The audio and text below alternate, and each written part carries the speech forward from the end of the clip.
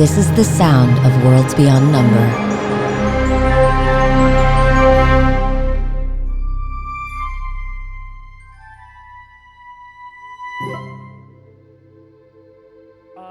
Looking for Wavebreaker to help cut this curse that's affected Ame's ability to understand the things that Grandmother Wren had said, the things that Grandmother Wren had wanted to say. Looking for the sword Wavebreaker that you gave to a man in Port Talon named Finley. You were attacked by Captain Emless, who had a rune from the Dominion of Ruve on the back of her neck, some weird possession thing that Suvi didn't recognize because it wasn't wizardry, it was a piece of sorcery. There was, upon arriving in Port Talon, you saw the port, its many buildings, a wizard's spire, a governor's hall, the Azure Battalion. You saw a sort of distant light off in the sea, some structure off in the sea, as well as a massive spell-wrought wall at the edge of town, past which there were many witch fires burning, salt fires specifically. And that's the thing as well. I think witch fire is a more general term for some kind of magical flame. You got to Port Talon, went up to the neighborhood of Grey Hill, up near the wall, farther away from the actual point of the promontory of the Talon itself. And up in Grey Hill, you found a black door, which was where Finley's shop was to be found. And we are coming back to a shop filled with halberds and armor and tapestries and all sorts of bric-a-brac and other magical things, with a dead hedge maid on the ground.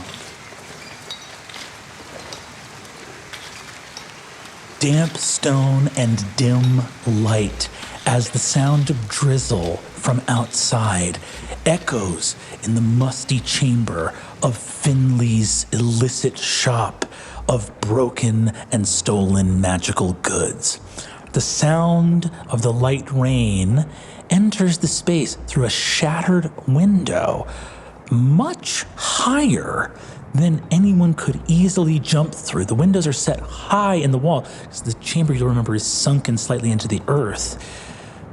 It's easily 15 or 16 feet up the wall to the first and lowest window with the break in it. Finley, a no good, shady sort of hedge mage in life, wears a quilted robe and a patchwork hat, jaundiced yellow eyes bugged out in a rictus of horror, with a throat slashed many times and blood pooling around him, soaking into his robes.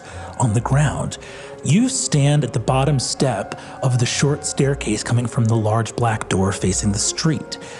Here in this space that, again, some mixture of moldering museum, illicit workshop, and hedge magic pawn establishment, you find yourself staring at this dead body and up at the shattered window. There are workshop areas, some hidden spaces, and at least 3 more doors in this chamber as well. I think Ursulon is immediately going to use Divine Sense to see if there's any sort of magical presence still in the room. Give me a perception check. A big 19. A big 19. Ursulon's Divine Sense is not so much attuned to magic as it is to the presence of the spirit world. Yeah. A lot of wizardly magic and witchcraft will kind of sail underneath it.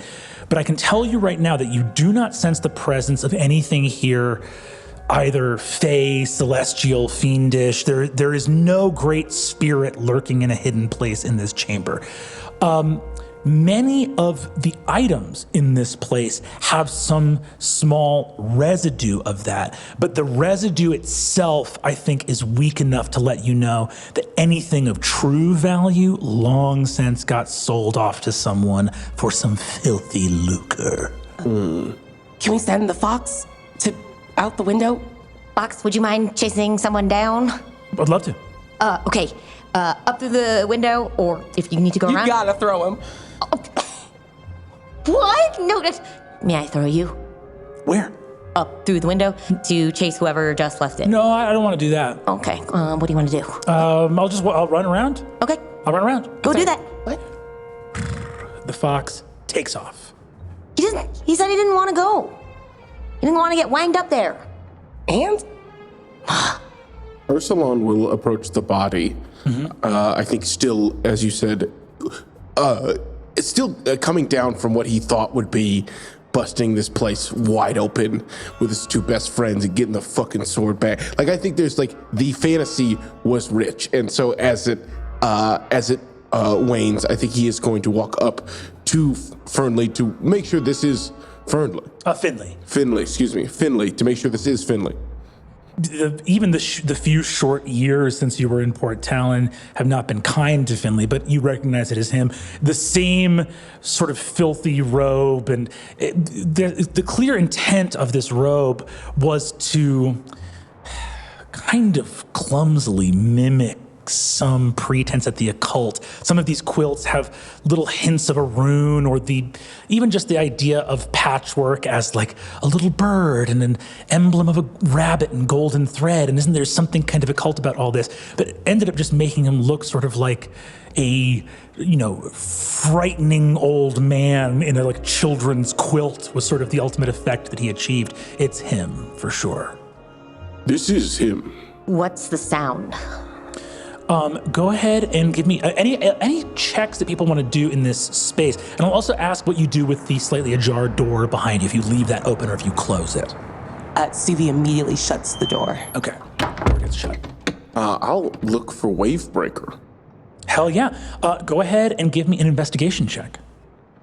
Can I look for a back room and ledgers? Like, this is a chop shop. Someone has to be keeping track of buyers and what was pulled from things. Yes, absolutely. I'm going to do a quick look at the body and the surrounding areas. I think it'll be a medicine check. Okay. Medicine and... Invest only an 11 to try to find ledgers or some sort of bookkeeping. Okay. And what do we get on the investigation here? 18, looking for Wavebreaker.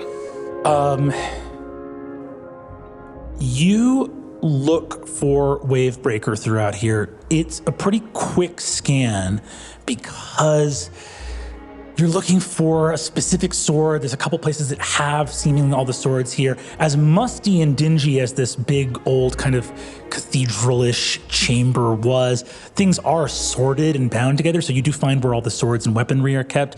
You do not find Wavebreaker in there. Can I add a secondary thing on that just real quick? Yeah, for sure. Any sign, the way the sword would have been wrapped in a piece of cloth that was given to me by Suvi.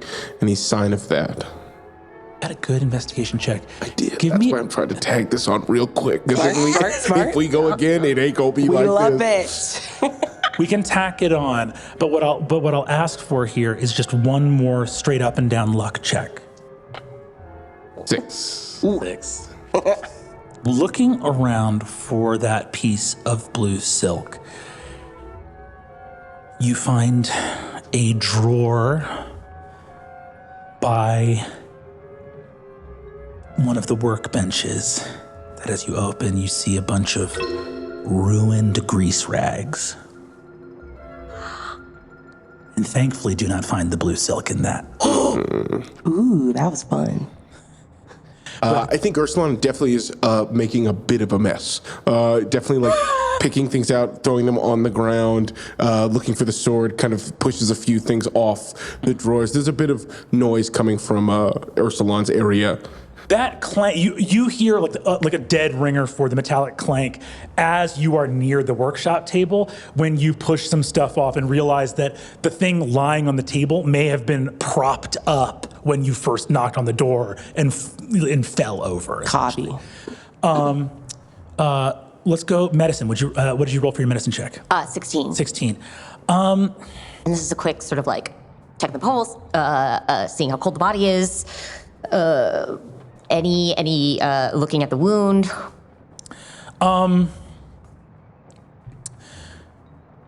Something's weird here on a 16. His body is corpse temperature, and you're in a pool of fresh blood. In other words, like looking at this, you're looking at fresh, and like the gash on his throat. There's no rot. It's like the blood. It's all as fresh as can be. It's effectively like this guy was murdered the moment you got here, and his body is cold as a headstone. So he did bleed out after. Can I tell if he bled out after he died, or? You're trying to do like blood, like sort of pump. At first, it pumps out as you're dying. Yes. And he's in a big pool of his blood, but I think on a 16 medicine check, you're looking and his body is very cold, but you're also wondering how, there's a question here. I think on a 16, 16 is not a 25, but you're just looking and there's a question here. It's the main thing, you haven't seen that many, you've slaughtered animals before working in the cottage, but it's just a different thing. You're like, I don't think his blood, if he just got slashed in the throat a bunch of times and fell on his back, there's so much blood on the ground. Right, and I mean, like, the blood has pooled on his cloak under him, or it's a big, a lot of sort of paradoxes here. And the main thing is the temperature, which is that a freshly dead body stays warm for a while. Okay. Either he was dead a long time before all this blood pooled out, or there's something funky here. But what is the sound? Where do I find the continued tapping? Oh, that was me hitting my Coca-Cola can. That all you're gonna give me on my 16, Brennan? Incredible. You asked when he was tapping on the Coca-Cola can, Yes. and I had a moment of being like, Erika is either doing some unreal role play right now, or is eating the Coca-Cola can. It's one or the other.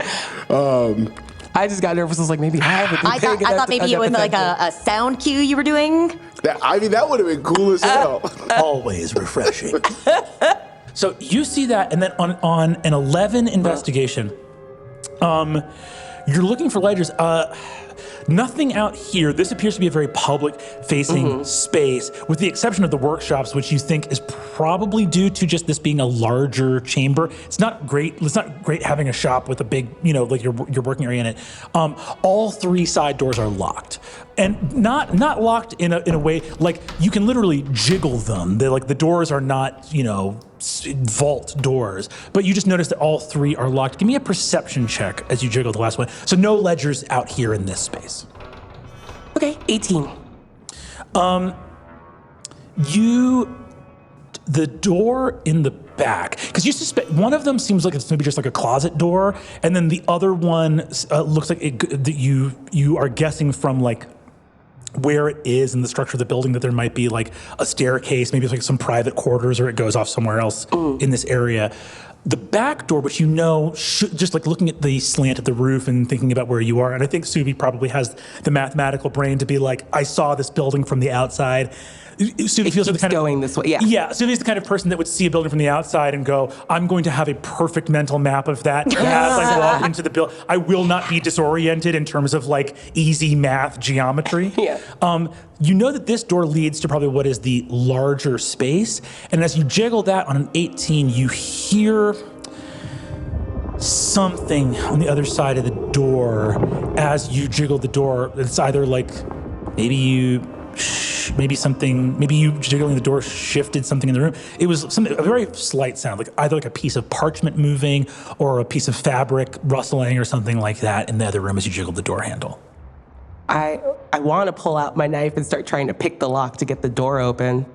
I'm not proficient in that, but I want to be in this door now. Give me a thieves' tool check. Which you do not have proficiency in. I do not have proficiency in. Just rolling that 20. And because you don't have thieves' tools, this will be with disadvantage. Yeah, I know. Hey, dude, just knock out double 9 20. I know you see the natural 20 I roll. I see the natural 20 you roll, but it's disadvantage. It's not. Okay, well, it's still a 16. Damn. Oh, okay. Damn. So I think what we're gonna call that is you start digging, and as you're messing with the lock, you have a moment of your pragmatism overcomes your pride in a moment where you're like, I don't know how to do this, but Yeah. But you see that the wood around the door handle mechanism is a little bit rotten, and you're kind of like, it's just very damp in this building, it seems like. So you're just like, I can probably just saw through that. I love the idea of just like, hold on, and then pulls the knife out of the lock and just cuts the lock out of the door. Yeah, there's just like it's like either like, you think it's like, this whole city is built out of stone, like thick stone, because everything here, it's like a stormy coast already, lots of water. So you, especially like someone that knows about libraries and books, you'd be like, maintaining anything of parchment or wood in this city is a constant battle against the climate. As you start doing that, Ursulon, what did you want to do? Ursulon for a second thinks about just kicking the body really hard, just to make sure it's not some magician's trick, but then sees Ame next to it and is like, no. Ame will know.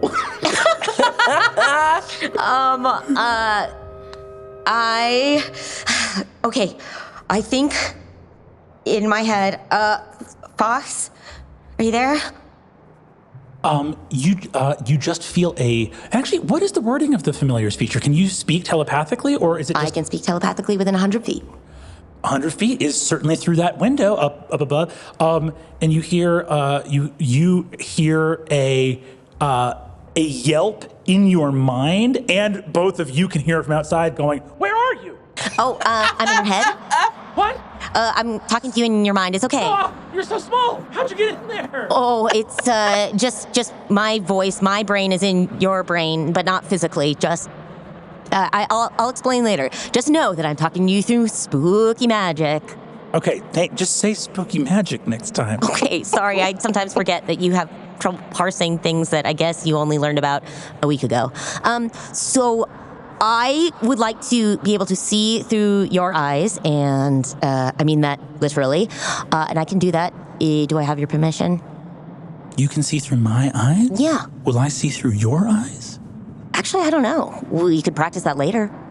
Well, I gotta see through, if you're seeing through my eyes, I gotta see through someone's eyes or I'll be blind. Oh, well, I don't know if, I'm gonna be just sort of, riding in there with you, or if you can still see what I'm saying. Do you want to just try it out?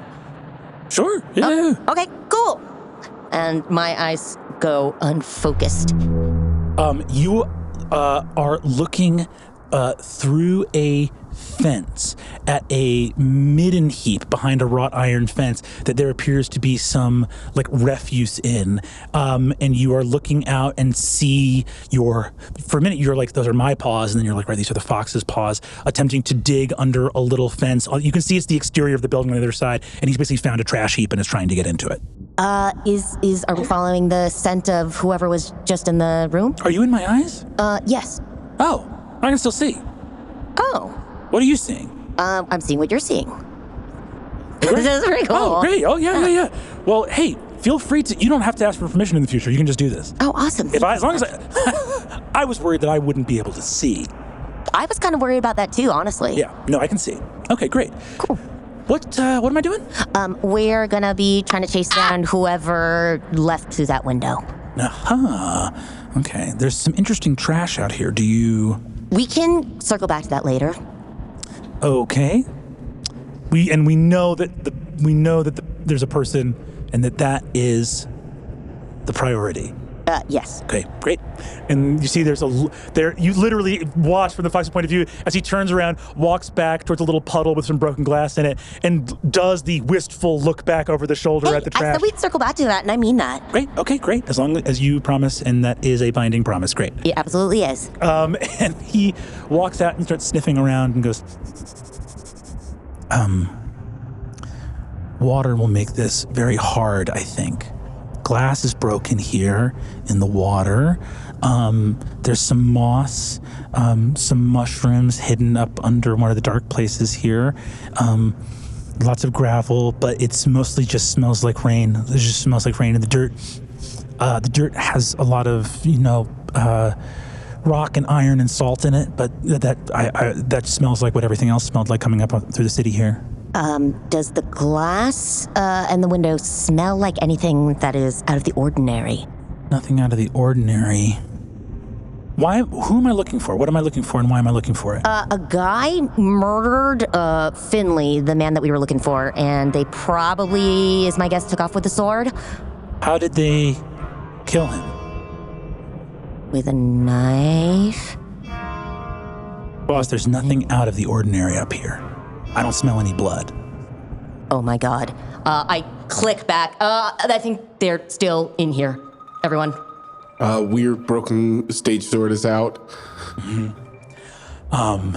It gets really quiet and strange in here. There's a feeling of tension. You can feel the scamper of the fox trying to run back around the large structure towards the door. I head towards the door and I slowly open it, just enough to let him in. Little wet fox slips in, hides under your gown. Yeah. Suvi. Did you mention out loud Yes. anything specific about the temperature differential in the corpse? Yes. Cut his hand. And I'm gonna back away from the door and gesture for Ursulon to come over.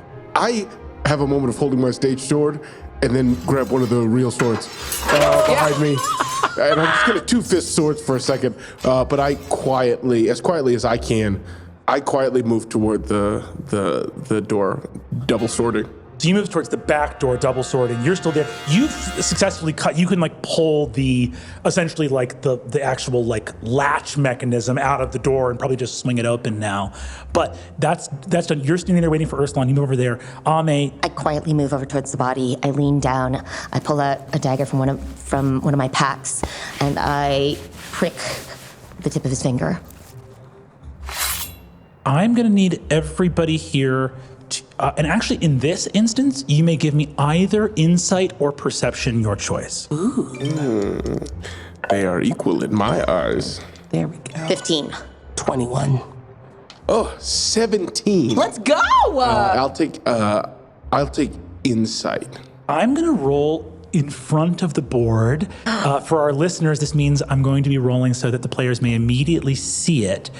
And I am going to let you know that the number I'm going to add to this, I'm not telling you what I'm rolling, but the number I'm going to add to this is 9. Oh my god. A high number. 100%. We don't know what you're rolling for, 100% though. it's performance. 100% it's performance. It's for this dead man to not. Yeah. 20. I rolled an 11 on the die. Dirty 20. Yeah. Suvi, you got a 21? Yep.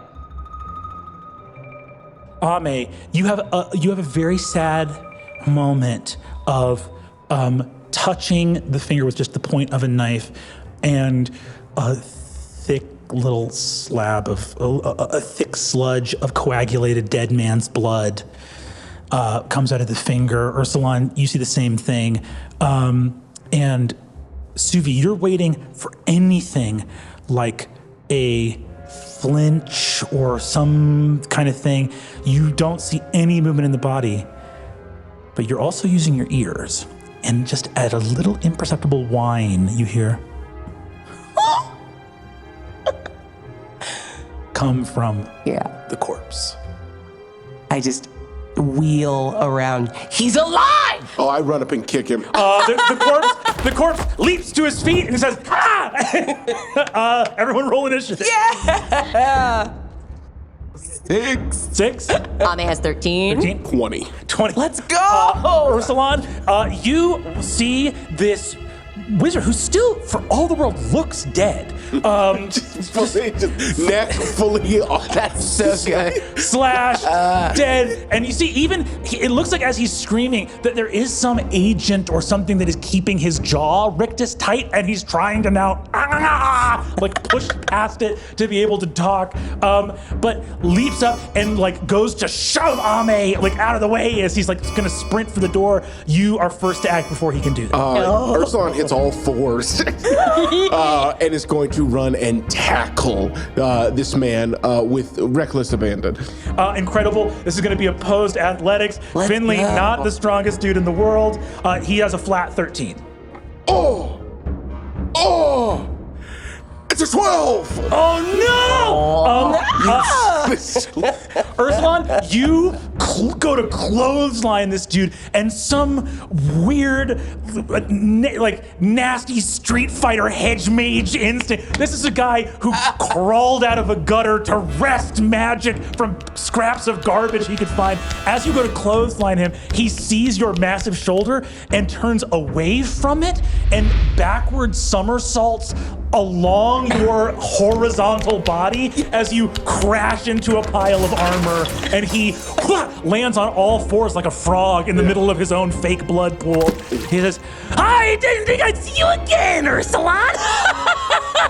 Come here! I will use whatever movement in sliding to the other side to be between him and the door, though. Incredible. Nice. The door we came through. Oh, you use the rest of your movement to just get up and block the staircase out. Love it. Ame, that's going to be you. I use command. Halt! All of you watch Finley look up, and as Ame commands him, even in this dimly lit room, Ame's shadow grows long behind her, and you see this man freeze up in panic as you put the small and gentle as it might be, as you put your first curse on somebody, bam, and lock him in place. Let's go! Oh my God, I did a curse. I did a curse. Okay. Word. Oh God. Oh God. You hear, at this point, now that he is paralyzed, you hear from under your gown, get him! From the fox. Perfect. Suvi, that's going to be your turn. Suvi, after yelling and turning around, sees Ame's curse go into effect, and believing things to be well handled, is just going to walk over to some pile of stuff, grab like a heavy candlestick, walk back to the door, and I'm just opening the door now and continuing my investigation of this room. You open the door. As you do, you see a pretty amazing sight. First of all, you find your ledgers. You're not worried about the ledgers with the rest of what you see. Oh, great. You're not worried about the ledgers with the rest of what you see. The ledgers are on a big work table back here. This is a larger workshop that you can see has heavier duty equipment than the stuff that's out there. The other stuff out there is just for space, essentially, for longer projects that take a longer time. You see that there is a huge, basically, what's the word I'm looking for? There is a huge wardrobe, a tall standing case with many robes and garments. It seems that a lot of the softer things that maybe this is more of a VIP room for more discerning clientele to come into, and the wardrobe is open with a lot of capes and cloaks and magical things that are sort of in it, and immediately you can tell the things in this room are in a little bit of a nicer state. Okay. You clock a body curled up, you clock some form hiding in that wardrobe. You see like a pair of shoes that you suddenly realize have ankles in them. Someone's like hiding behind the dressers, like scrunched up in a ball, like holding their knees. All you can just see is their butt and like shoes and like their legs. You can't be it's probably a person, it has to be, right? But it could be a mannequin because the skin you can see of like the ankles and a little hint of a hand is like bone white. Now, that's all like the minor stuff. The biggest thing you see is the minor stuff? Amazing. The biggest thing you see is the thing that sees you. And you can't even be sure how it sees you because, Suvi, it doesn't have any eyes. There is a massive lichen-covered stone statue that is covered on every level surface, meaning its head, its shoulders, sort of jutting hip joints that come out, its sort of shelves of these kind of knee protectors. The statue, you suddenly realize, does not look like anything sacred or religious. It is lumpen and misshapen as you realize it has been carved to be jointed because its head, covered in lichen, swivels, and every candle on its body that look ancient, like wax is dripping. It looks like a candle that has been burning for like 100 years because the wax drips everywhere. Its entire head, the top of which is almost all covered in wax. The head turns and every candle on it lights. This 10-foot tall construct begins to step towards you. Do I still have my action? You still have your action. I am going to reach out with my hand, cast prestidigitation to turn off the candles and close the door and just walk away and go, don't go in there. Just fully No. eject. Candles off, doors closed. I never opened this. What was back here? Okay, now really? This shouldn't work, but we are gonna make it an Arcana check. The DC is gonna be 20. I just need to see it. You're using a cantrip as a wax-covered candlestone monster. Yes. You're gonna hate that I got it. 23! So, all of you out in the room with Finley hear. Finley goes, prepare to meet my. And Suvi, what does it look like as you cast your spell? It's a street, like reaching of a hand and her just going. All the candles, and the thing fully disanimates exactly in its spot, and you close the door. Close the door like That's, bad that is Suvi's turn. It's bad in there. Incredible. Finley's turn. He skips. Command freezes him to the spot. Ursulon, that is you. As I begin my turn, is he still halted? Or halted? Is he still cursed? He is coming out of that in this moment. I look to Ame. How long do your curse words last? Oh, this is my first time doing it. I don't think very long, though, so we should do something to incapacitate All right, him physically. that's what I wanted to hear. I step forward. I'm gonna pin him to the ground. Go ahead and give me another athletics check. Oh, thank God. 22. You pin this dude to the ground. He yelps. He sneers up at you. You see these sort of like, just the seams of his teeth near the gums are just a solid milky brown. It's just the smell of just like, just the smell of like onion and cheese comes out of his mouth. He looks up and says, didn't think I'd see you slinking back in here after all these years. Okay. Here's the thing is, he's not slinking. He's marching back in here with his friends.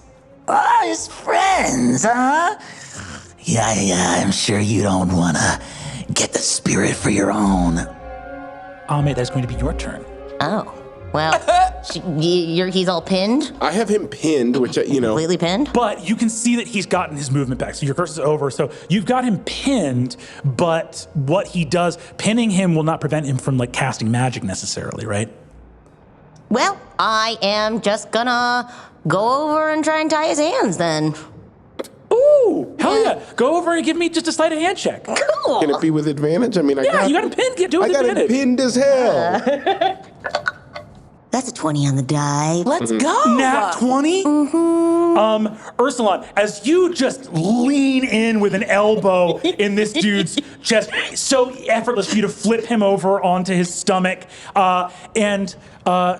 you've tied, Oh, this is not my first time at the rodeo, literally. I know little spring festivals. Yeah, there's probably like a goat rodeo near Talon. Yeah. A Godio? I mean, we don't call cows cowdios, but you guys get it. Just stick with me here. As you flip him over onto his stomach, you see he goes, You made a big mistake coming back here, Wild One. You don't know the secrets I know. You don't know what I've learned since. and as you, Ame, go to tie his hands, you see he goes, stop. And you just bind his wrist and his fingers, and you see that he was flexing to do the somatic components of spell casting. You tie his hands. Grandmother Wren would have talked to you a lot about this kind of thing. As the moment you tie his hands, he goes completely limp, and you realize, as I've just checked, he has not a single spell that does not have somatic components. Yeah, above game, I was like, dark detail, but he needs his voice. That would have been next. Yeah. You see, he goes, shh. It's okay. You just calm down now, all right? Or you're gonna be just fine. And I start cluck at him. I flip him over and slap him hard across the face. Pow! At this point, the fox darts out from your gown, Ame, and goes right into Finley's face and goes, "You're dead. You're dead." Fox. No, You better feel lucky that my friends are here. The fox circles back out. Fox on the edge. I turn to him and I say, in fact, you are actually quite unlucky that my friends are here. Where is the sword? All right.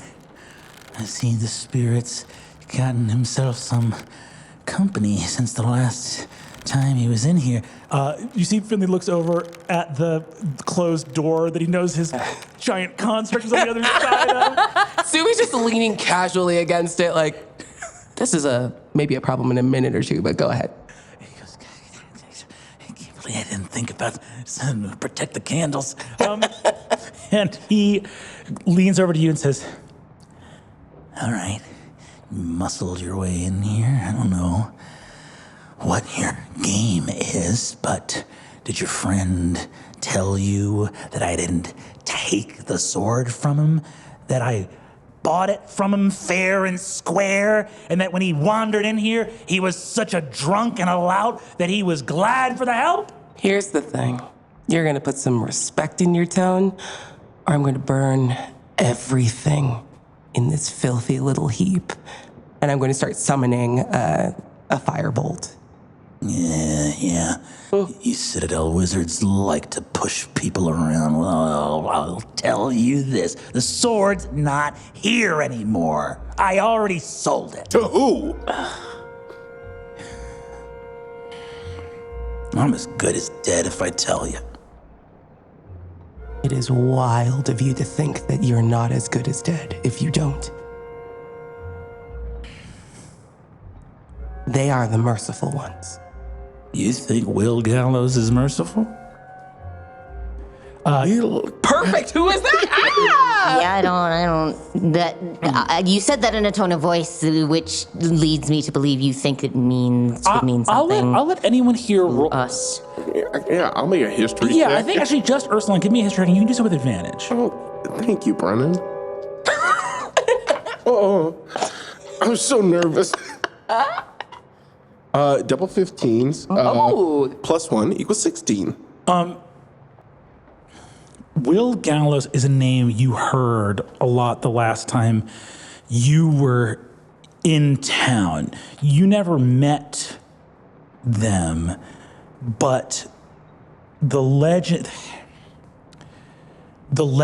they liked to say about Will Gallows was that he was the most dangerous man in Port Talon, and that people like Finley owed their ability to do what they did through Will Gallows. That essentially, like, if Finley is the fence, then the protection racket was Will Gallows, the person who got to go to everybody in town and say, do you want to keep doing this kind of business?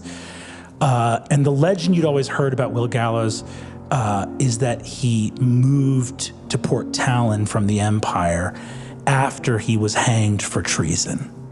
Oh, sorry, that was cool. I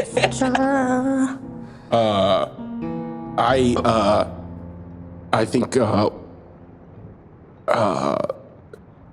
Ursulan's face goes dark, I think, as he remembers. And he looks up at his friends. I believe we have the information we need. I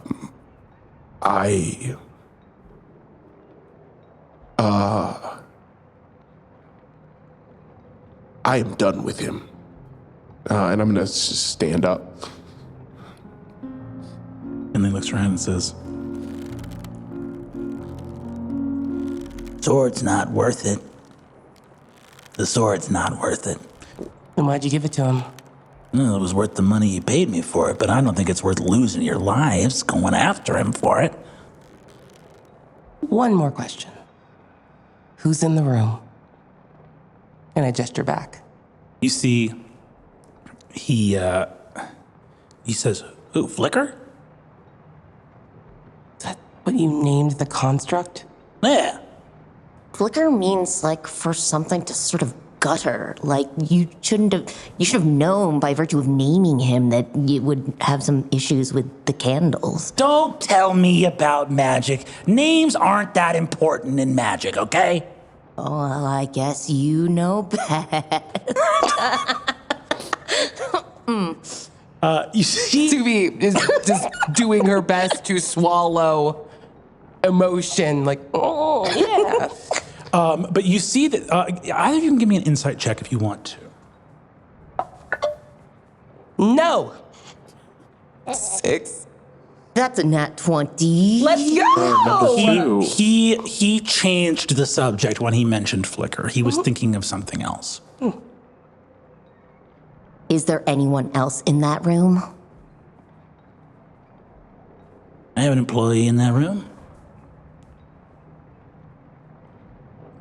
She's hiding back there because you busted down the door. You're yelling my name. Well, that's fair enough. Shall we go check it out? I mean, will Flicker come back? Yeah, probably. Is Flicker door activated? Kind of. I don't really want to open the door, if I'm being super honest. I look down at, where can we find Will? You see, he looks out and says, Where can you find the most dangerous man in Port Talon? Will Gallows finds you when he wants That's to. what I thought you would say, something like that. No, yeah, well, you can find him at City Hall during office hours. No, I don't know where you can find Will Gallows. Will Gallows is a shadow. He's a dead man come back to life to inflict retribution on all of us for still drawing breath.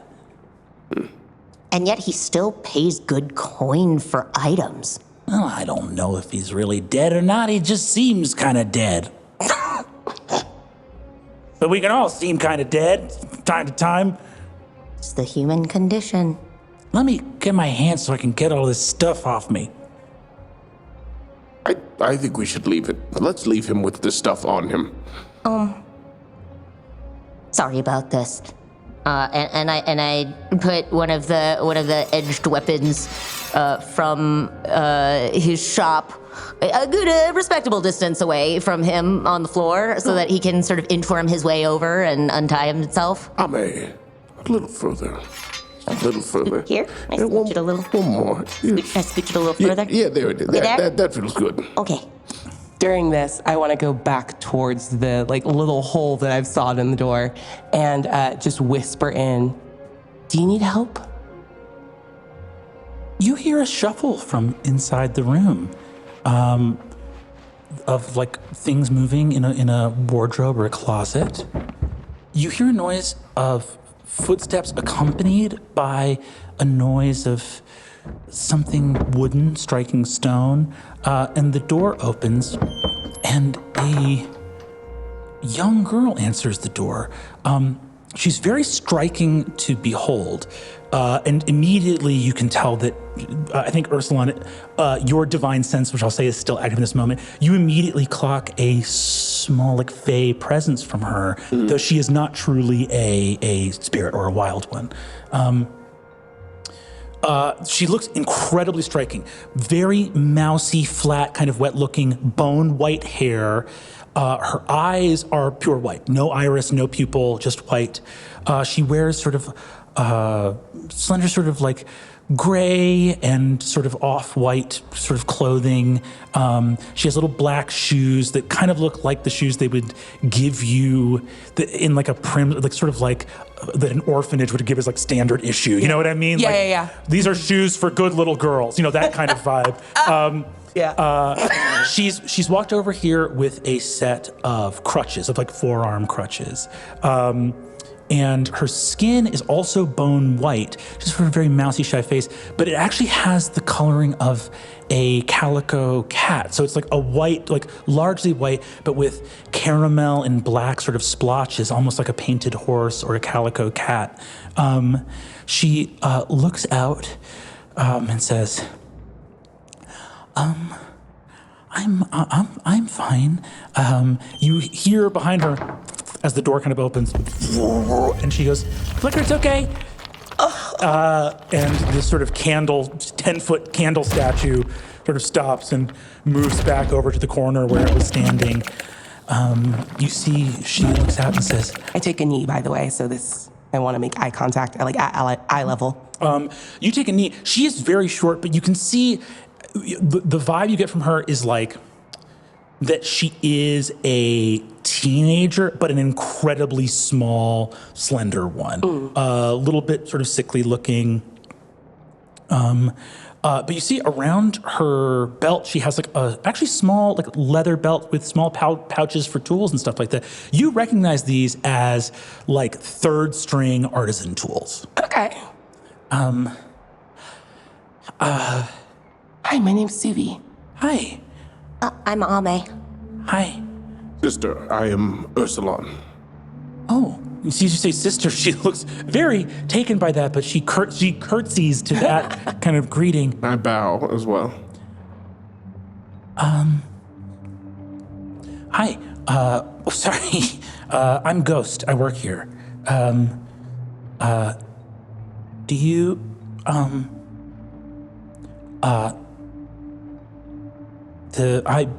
your question. I'm fine. I'm okay. Are you, and you see, Finley from the ground says, run, get the authorities, get Will Gallows. You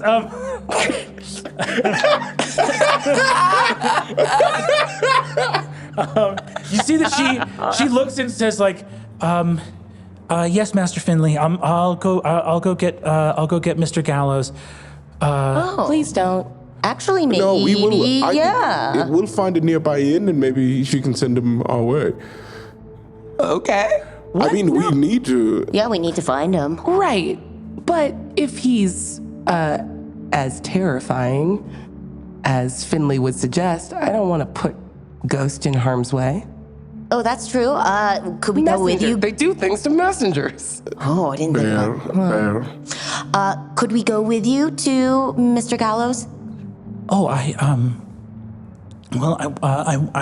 when I go to get him, I won't be going to him, but there's a space where I can, where Master Finley sends me to go to leave messages for him. So I would go leave a message, and then one of his people, probably Arlie or the Cudgel, would come by and get it. Oh, perfect. We'll just go with you there then. Oh, have you defeated my have you defeated Master Finley in combat? Am I in danger? Oh no, not at all. Yes to the first, no to the second. Yep. Okay. Yeah. Master Fin. You see, Finley says, "Ghost, get them, get." Finley, I do need to just. You are aware, as another mage, that verbal components require the ability to speak. And I will make sure you don't again if you continue. You just see the just heat of rage emanating from this hedge mage on the ground, being so fully humiliated in this moment. Ghost nods and says, Master Finley, if you want me to go get Mr. Gallows, I can go try to do that right now. I can't stop these 3 people from doing whatever they want to do, so they might follow me, and I can't make that not happen. And you see, Finley says, well, another thing you can't do. Fine. And you see, she says, okay, I'll go get Mr. Gallows to come stop them. They don't seem worried about it. Wait, can you just hold on? Type 5, and then you can go wherever you're going. Yeah, let's circle up for a second here. What do you do here? Oh, I work on the machines. machines? I work on the spell engines, and when things come in, give me an insight check. I'm gonna trust hers. 18. Natural one! Oh no! Oh. You see, she looks up and gets a little bit sad. She goes, I've been working for Master Finley for a while because I like the engines of the machines that come in sometimes, and Master Finley knows some about magic and about these old things that I don't know that well. But when new machinery comes in, I sort of have a knack for it, and the things I touch sometimes stop being magical, which means I can take them apart a little more safely. And I can see your wizard. I would just say, don't touch me, or don't. I don't always know. I can't do it on purpose, if that makes sense. It's kind of an interesting gift. Yeah, it's very. I guess everyone wishes when they're little that they'd be magic, and it's sort of a backwards way to find out that you're magic, I guess. Any gifts that you are given at your birth are yours to do with what you want. I'm sorry that this one was a gift that has inhibited you from doing the things that you seem to want to do. Well, no, I don't know. I'm a little scared right now. I don't know who the three of you are, and I'm trying to be polite, but I don't really know who you are, and I can help you if you need, or if there's anything you're looking for.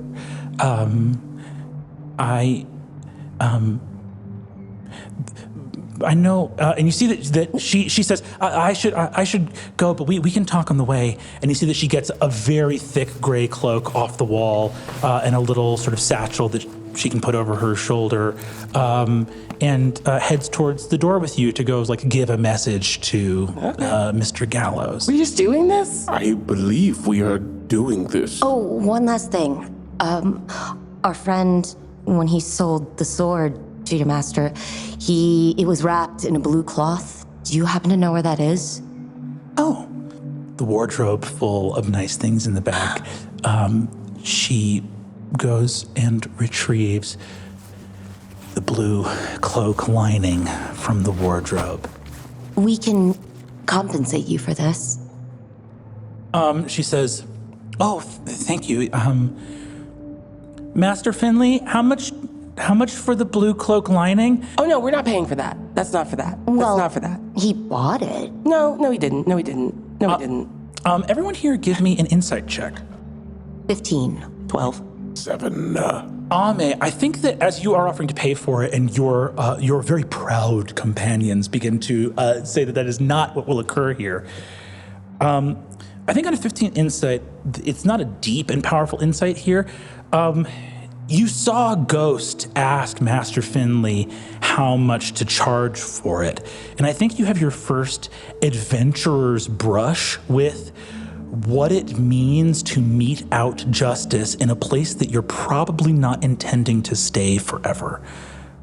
You guys will be gone from here, perhaps one day, and Ghost may still be here working.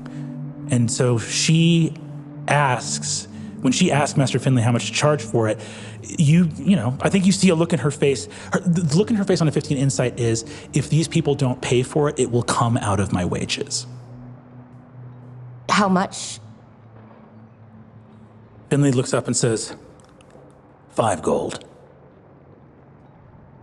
Why are you looking at me? Because you have all the gold. Incredible. I super do. I'm leaving the gold in the room. And I go and tap my gold back on the table, then put it back in. I'm not paying for this. I look to Suvi. It's mine. No, it's yours. I look to Suvi. I say, will you front me 5 gold pieces? It's not, I owe you 5. Why are we giving Finley money? Suvi, will you give me 5 gold pieces? Of course I will. And I hand him the gold. I take the 5 gold pieces. I walk up to Ghost, and I place them in her hand. She nods. Thank you very much. And hands you the blue lining of the cloak. It's a mistake I made, and I need pay for it. Come on, show us where to drop off the messages. As we walk out, I say to Ursulon, that was very honorable of you. Oh, the chill goes down Ursulon's spine, and the hair underneath his glamour rises slightly. Mr. Finley, I'm sorry for the misunderstanding. I'm not quite certain why you played dead instead of opening up for us, but apologies. He says, thanks for the apologies. And you see Ghost puts the 5 gold pieces in a strong box. I'll be back in a while.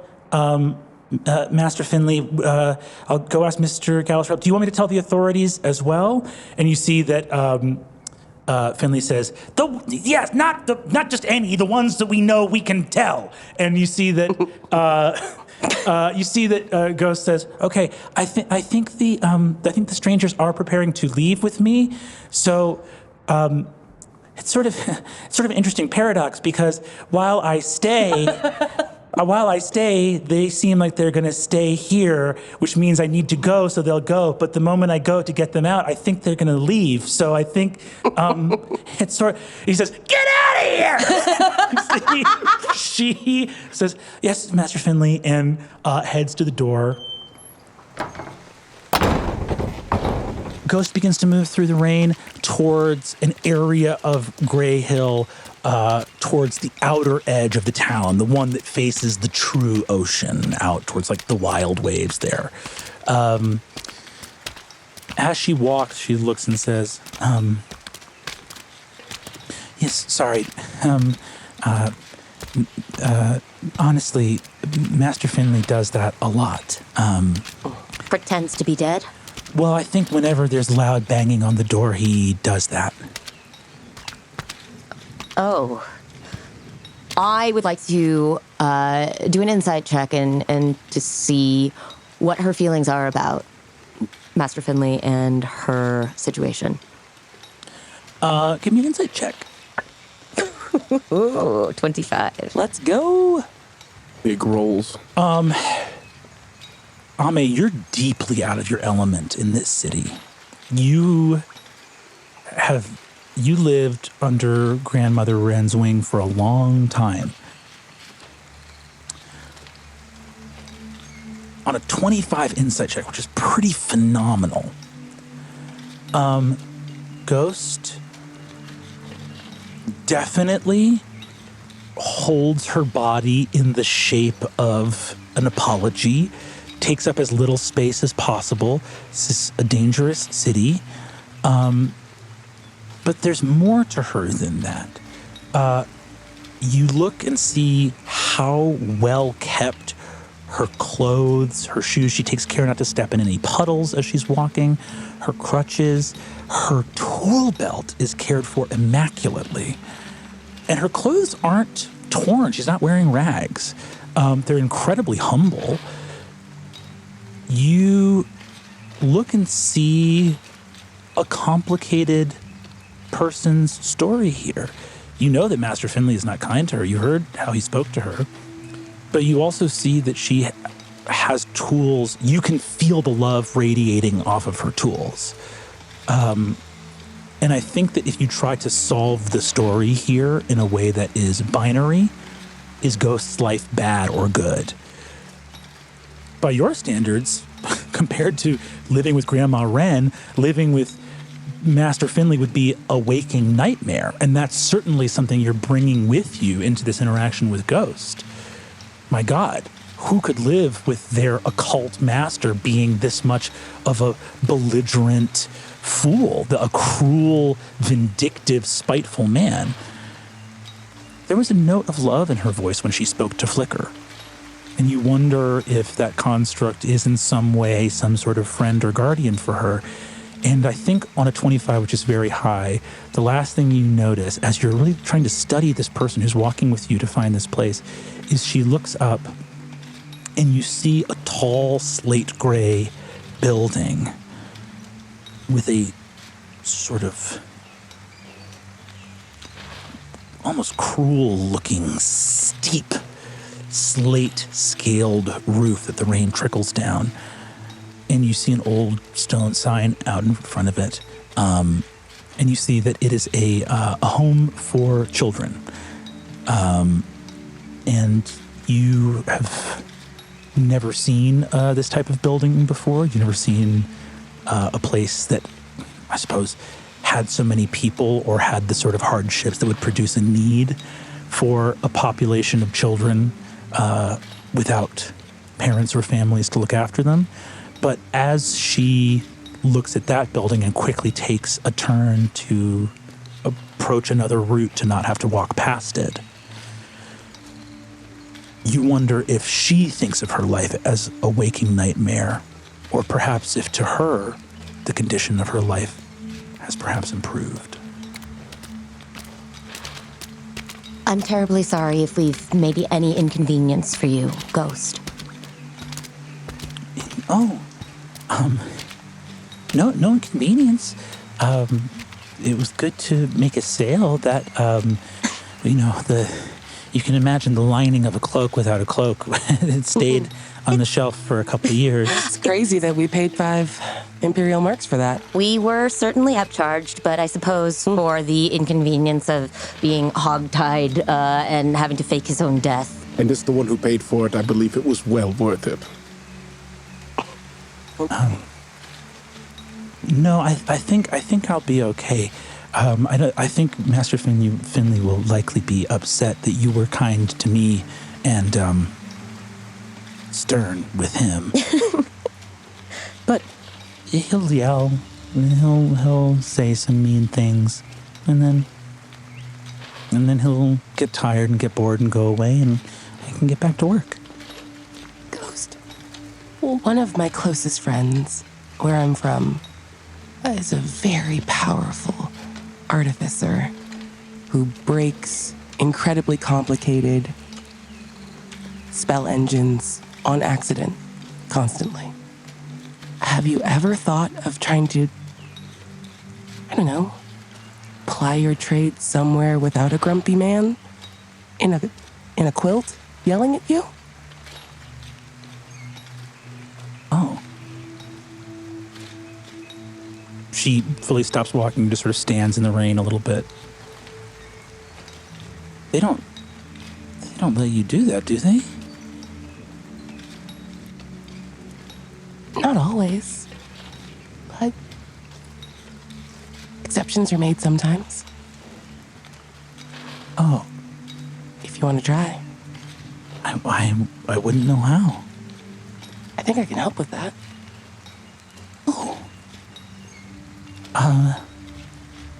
And you see just impending ego death on this young woman's face, where she's just, you're like, have you ever thought about talking to the Empire? And it's just being like, have you ever thought about lifting yourself up into the sky? And just like, she's like, you see a look on her face of being like literally, to you, like, you have the staff, you have the things, and for her, you just see her standing there being like she may have never even gone downtown.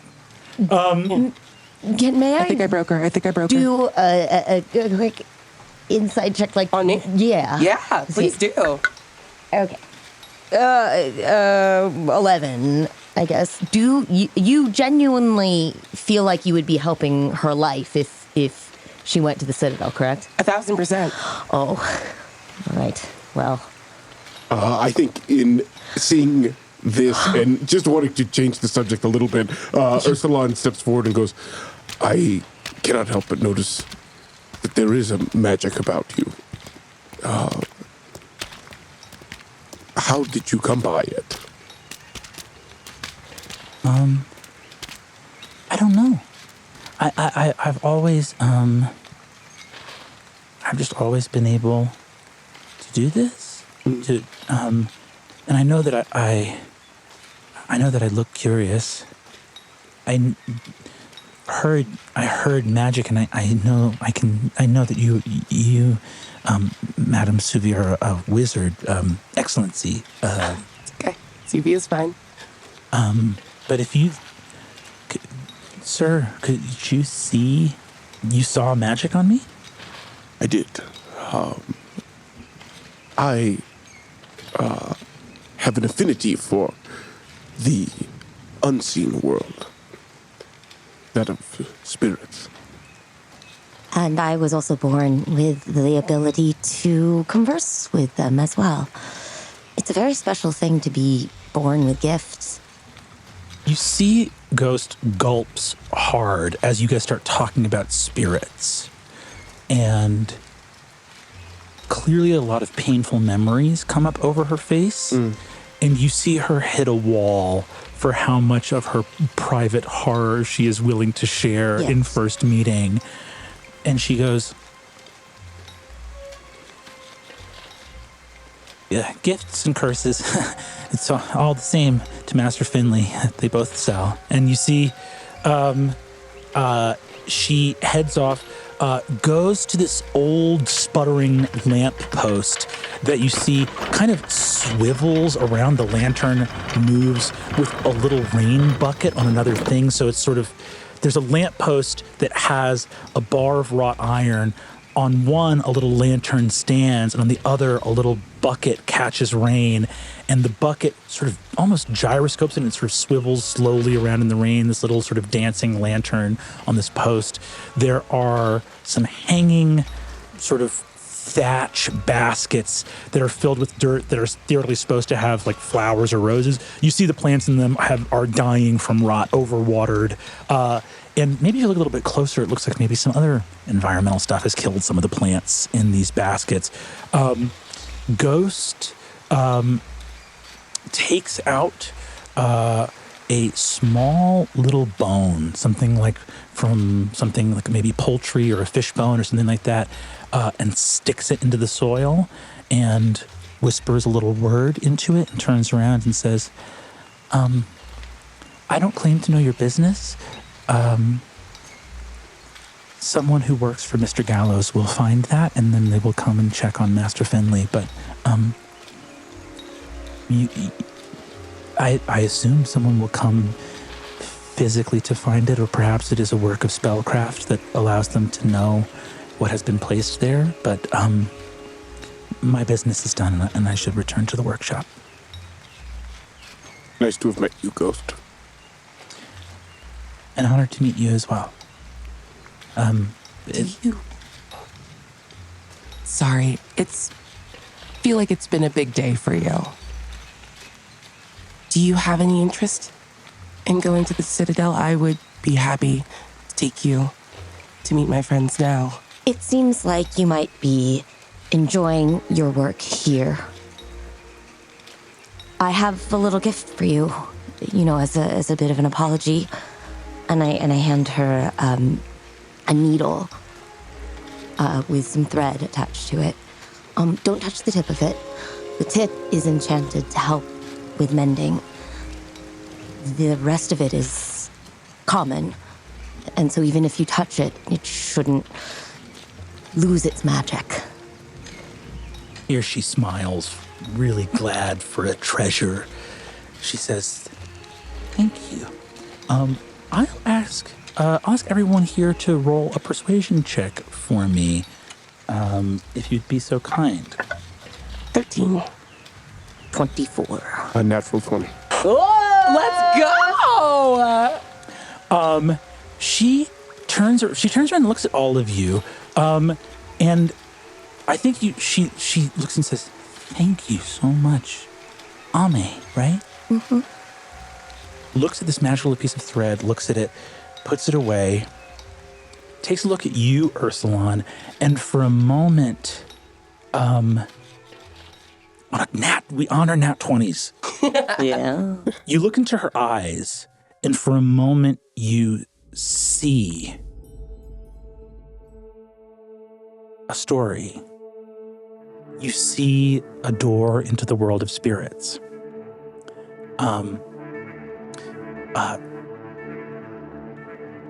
This girl is the daughter of a spirit, an immortal woman. And you recognize it in that moment finally. And in speaking to her, you see that some part of her opens up inside because you look at her without, like, you know, both of our mortal friends have been nothing but kind to her, and she does look very peculiar. But to you, you just see that there's not even here. There is a lack of judgment, and then from you, this is familiarity. Yeah. And it's complete, like, total acceptance is of course wonderful, but the idea of like, no, I see you, like I'm familiar with you. You can see something in her heart kind of changes, and you also see, I think, an image just like, in a moment, dance across her eyes of like a very lonely young girl whose mother told her that she was the daughter of a spirit, and who the children in her, town growing up told her that was just a lie she was being told. And then tragedy and the orphanage and Port Talon, and all of that dances in a moment across your eyes. She turns, looks at you, Suvi, takes a couple steps, and you just see a part of her being like, you know, the expression of someone who's making a kind of rough and gritty peace with like the little bit of joy they've eked out, and that should be good enough. And she takes a couple steps away on her crutches and then whips her head around to look at you, Suvi, and says, if I were to go to the Citadel, could Flicker come? Yes. Okay. Ghost? Finley was wrong. There is great power in a name. Use mine if you want to find your way there. Okay. If I'm going to go back. I'm going to talk to Flicker. Is there a place I should meet you? I'm not going to. I wouldn't know who to go talk to or say anything or.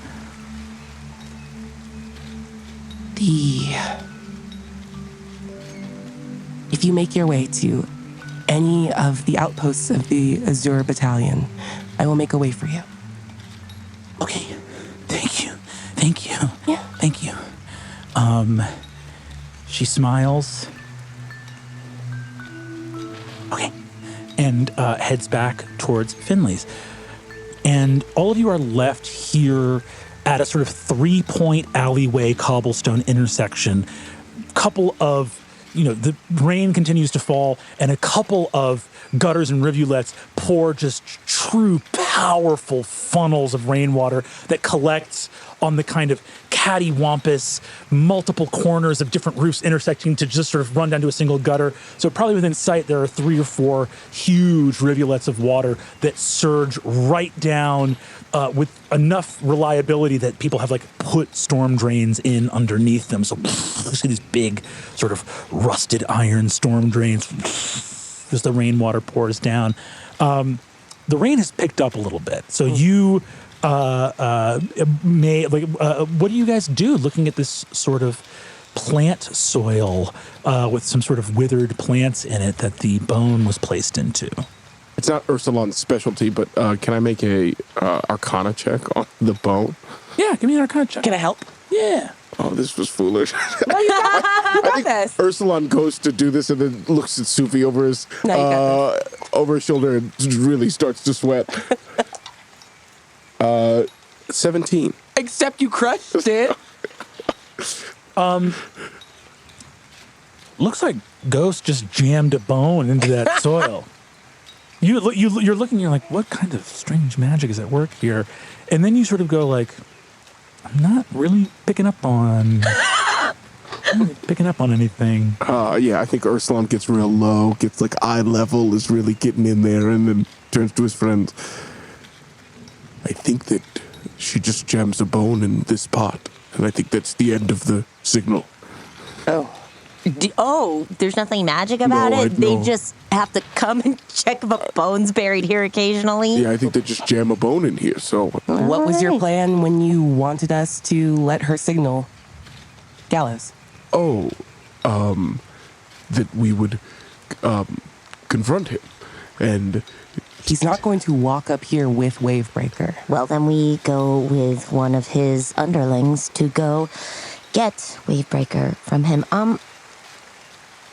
Can I have a moment with Suvi Ursulon, please? Sure.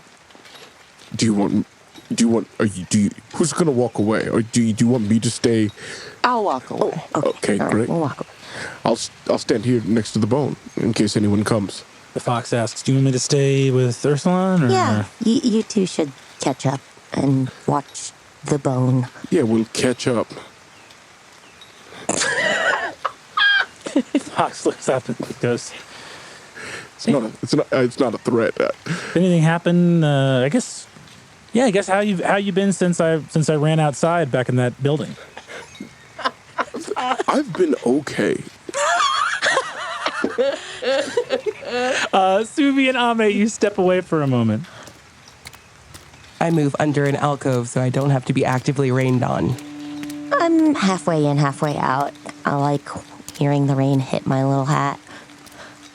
Suvi, didn't you say that any children sent to the Citadel get sent off to war? Is that what I said? Well, Do I that's- look like I'm at war right now? No, but you said you wanted to be and you could be, and that most of them do. Do you think the Empire sends a bunch of artificers to the front lines? I truly don't know. So what's your point? Well, I think I'm just worried that Ghost will be seen as a tool as opposed to a person hoping to learn and study and flourish. Interesting. So you believe... No. So you believe anyone passing through the Citadel is made into a tool? Yes or no? It's just my concern. It's... You're exceptional. And you had people helping you. If Ghost goes to the Citadel, she'll have You no think one. I did this because I was helped through. Okay. No, I think that you had a bit more direction than Ghost will have. I'm not saying you didn't earn in all of this on your own. But Ghost might be more lost there than she is here. Right now, it looks like the only people ghosts have in this world is Finley, an angry little fake mage in a giant construct covered in candle wax.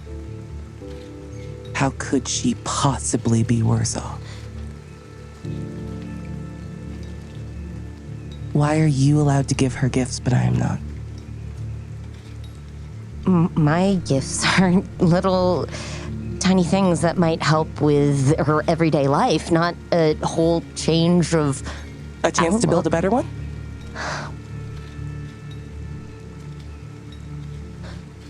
Well, it does look like you've done very well for yourself there, so...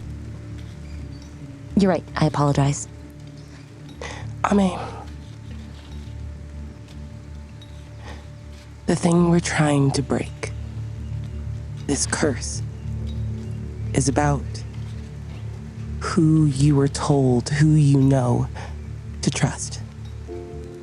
So I'm not going to take this personally. And then I wait under the alcove.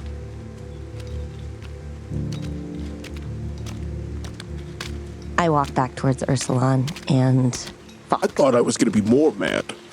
I thought I was going to beat the shit out of him. I got really mad. I mean, yeah, I remember. I saw that. Really yeah, you got in his face. I got really mad because Ame tied his hands, and then I wasn't in danger anymore. And I was like, well, if I'm not in danger, I'm going to get really mad. I mean, how do you think I felt when I encountered it the first time? I was alone, but this time I was with my friends, and so when you've got your people there, you feel in many ways untouchable. I know that if I found other foxes, I wouldn't be able to explain it, but alone's bad.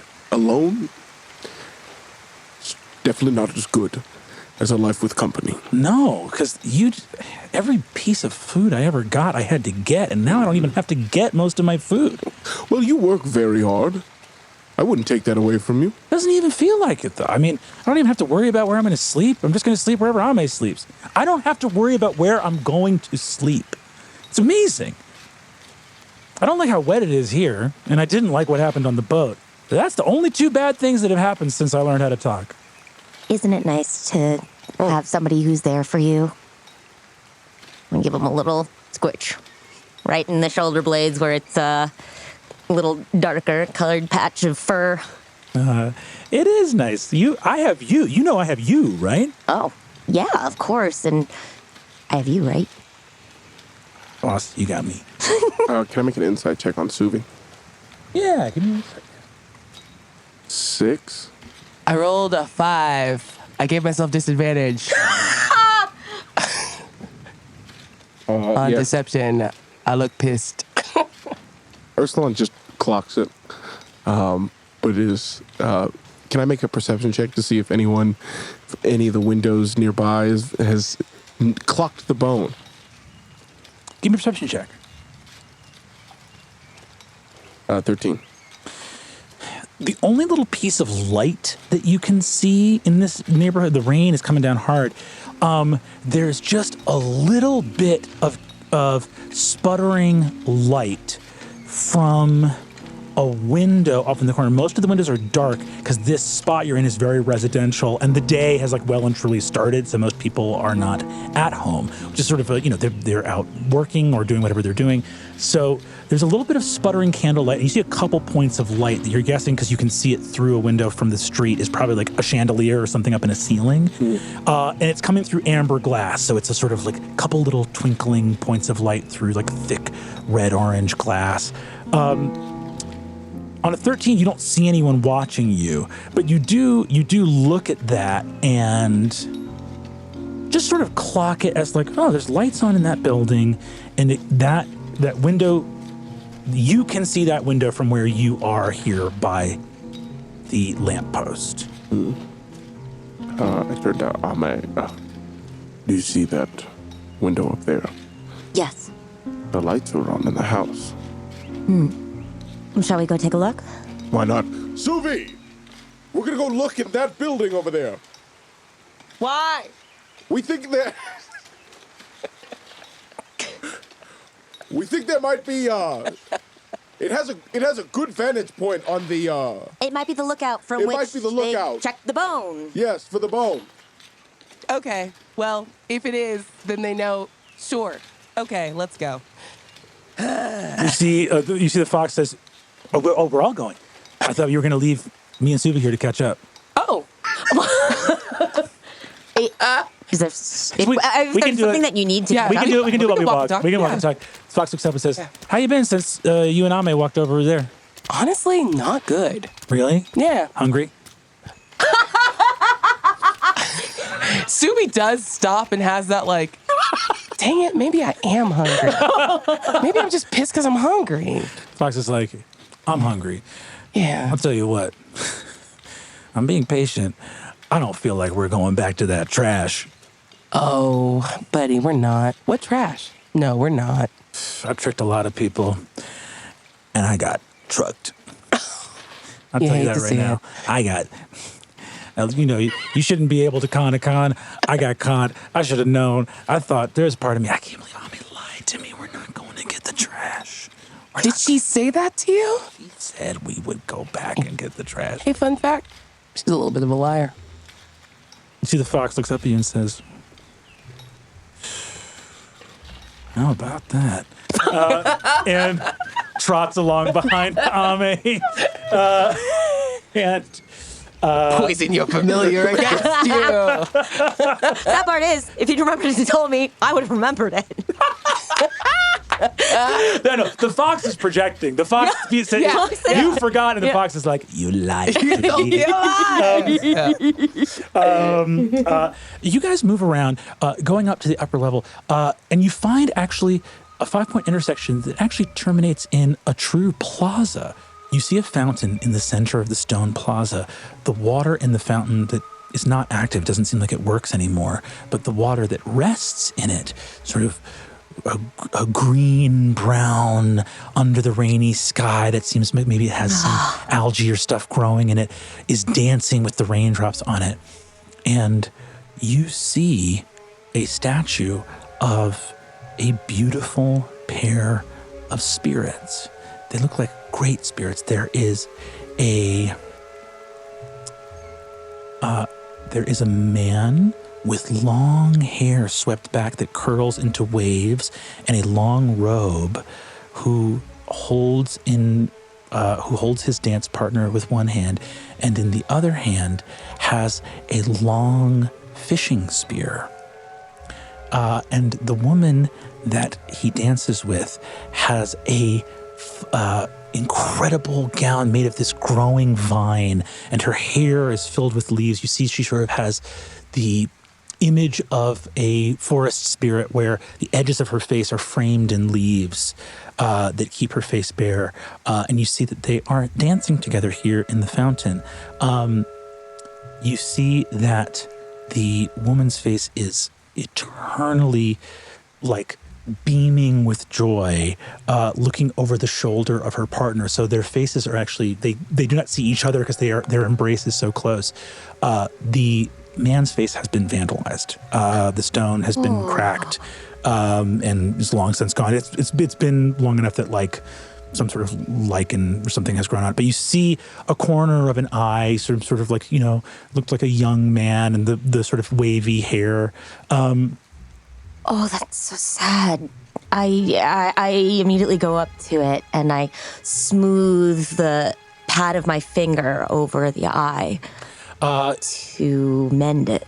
Looking at the fountain, that wish immediately is born to you, and in this big stony plaza, again, 5-point intersection, so there's 5 rows, but the 5 points of the intersection, because the square is so large, actually leave a kind of pentagon of like row houses and stone buildings that actually face the little plaza you are in. You also clock the building that you are approaching that you see has all that same of like reddish amber glass, and you can now hear music coming out from within it, and you realize it is not a private residence. It doesn't look, there's music coming from within, and you don't see any warm welcome or sign. It looks like the sort of stoop of a private dwelling, but you see that there's a little like golden plaque up above that has small script on it, as though people could approach the door to read what the building is.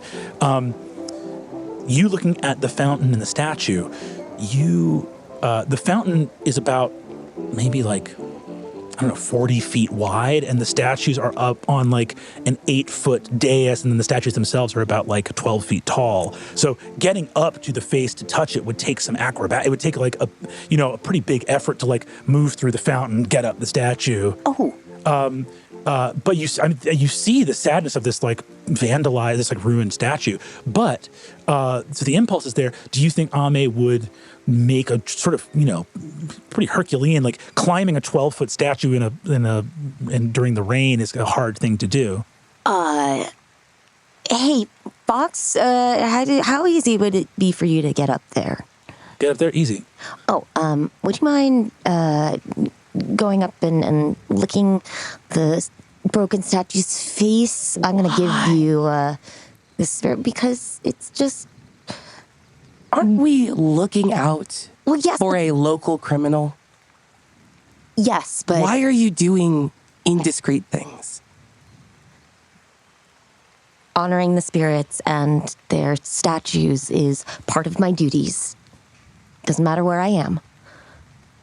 Sure. I tap the fox on the head. I pat him. I'm going to make a little acrobatics check for him. Yay, let's go! You see that he goes up on the edge of the fountain, looks around, jumps into the water, swims across, looks around, and sees the sort of column, and he looks around, sees you all looking at him, walks on the base of the dais, and walks around the other side, and then pops his head up as he walks around the base of the stairs and is on top of the statue. And he says, "It wasn't easy, it was hard." I was wrong about it being easy, it was really hard. Oh, well, I love your confidence. Yeah. You gotta believe in yourself. All right. Okay, I'm up here. What do you want me to do? Lick his face? His face is gone. Yes, lick the place where his face should be. Okay. And he transfers the mending to it. Amazing. Lichen fades. And you feel, because you have a connection with your fox, you feel salt water coming out of the statue. Give me a wisdom saving throw. Let's go! 16. 16. Ame, you are standing there as your fox licks it. Ursulon and Suvi, what you see is the fox licking it, and as he licks it, wherever his tongue moves, there's just a little bit more stone than there was before. Oh, incredible. And both of you are watching a true piece of witchcraft unfold as this handsome face of this sea spirit, and within the world of Umora, the delineations between fae and fiends, celestials and undead, all of this is a part of the unseen world. This is a world where gods and monsters are kin, and all of a broad spectrum and space of the world of spirits. The term God does not imply the role necessarily of a being of worship, although if some people choose to do so, they can. It simply means a great spirit. And this god of the sea has his face restored. As both of you watch this unfold, what you don't see is Ame fall to the ground with lancing pain shooting through your body. As you hit the stone, your mind reels with screams and horror, the smell of burning salt. You see endless vines looking to strangle, choke, and ruin. You hear screams. You see people up on the watchtower and walls of stone summoned forth from the earth. And you see a lance thundering down from the sky, beating with a rhythm of pain and intensity and torture. You hear the rhythm of instruments that sing with sharp and sinister venom, and you see the face of the statue, blood streaming from the eyes and mouth. You hear endless waves and deep song from the bottom of the ocean, cut short, and a scream choked with ash, fire, and smoke.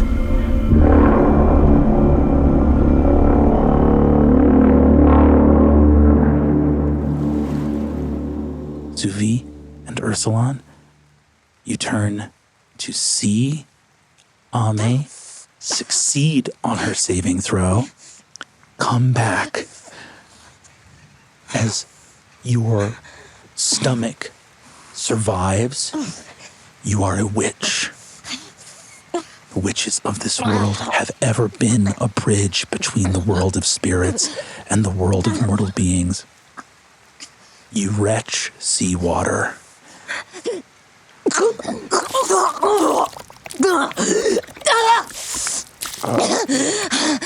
I rush to her side and I instinctually, I think, cast lay on hands with the hope of curing disease or poison. You cast lay on hands, and erupting from the place where your hand touches Ame, vines and green leaves that surge forward, and in the moment of their birth fall dead.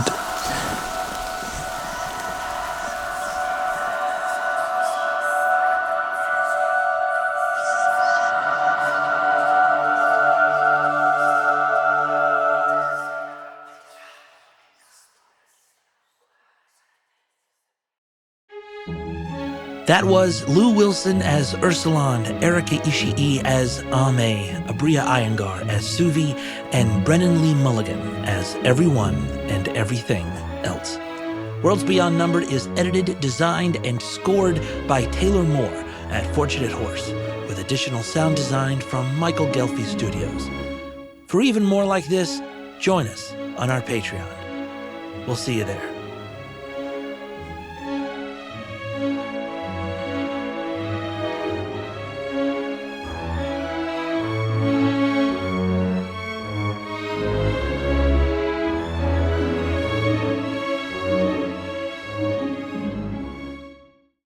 God, I wished I'd kicked him. God, the moment you said that, I was like, oh, Well, you were describing it, and I was just like, this feels like this. I was like, I mean, I don't think Ursula would have the wherewithal to kick him, but I was like, oh, this has got to be a show. Was it performance?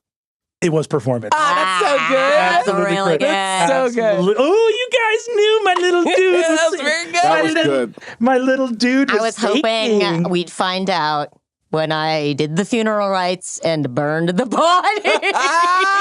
That would have been amazing.